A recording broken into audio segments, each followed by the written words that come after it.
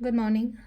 Ngasi layout numit ko. Layout numit ke card ke message apetang yung minarase aduga kaino timing so apet yang ngasi ko. Layout numit aham bada number ko number se khoi gi 69 leire aduga kala da na angang bugumba kai gumba da minus sinabi be ko. Do aham bada akoi gi card ki message yung minarase card hum gatang thok charake ko. Aduga kaino ko haidi timing apha so apet yung minarase ko ma'am. Adu se dagi 3 cards gatang thok ko. Card number 1, card number 2, card number 3 ko ahamba ani shuba ahum suba ko ahamba se consider ani shuba consider antraga ahum suba consider ko ama khanbira se ko hadi first card khan bangai gi oina se lai se ko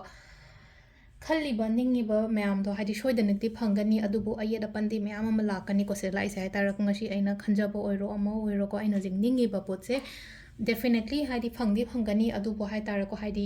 aina chattoriba lambi aina tawdoriba lambi sida ko yet papan ba khot padi dum yelakani adu taraga so hadi definitely phangani ba aina pami ba pot aduduna kem khan gano pukning changna tawbiyo ko manakanda mayam na kari ngangnari khonari just avoid hai tar ko loina avoid ignore tawbiyo ko sida number 1 khan banga yoin oire ko number 2 ko number 2 gi nau se lai se ko wakhan nungai na layo ngasi se hai tar katang ko wakhan nungai na layo haidi mentally katang hai tar ko stress kumba se katang thadu oga hai tar ko haidi meditate kumba tawraga leibiyo katang mood se khara nungai na gumba leibi ba hai tar ko awaba wakhan kari gram am se katang side am da thambiraga hai tar ko haidi sum phana khan matam da phaba so attract tawraidana ko adu juni ko se laisa duga number 3 ko number 3 gi sina sida laise laina khudong chaba gumba natraga haidi good news ni khangde amani khangde dumaina gumba katang lao ko lo haina su piri ko sida aigi damakta haidi thabain khang gi oiro amagi oiro ko mai taraga alo si sina koi gi card ki message leire timings ne ki pung 9 ga minute 13 taina 12 ga minute ko mathoi phang leire ko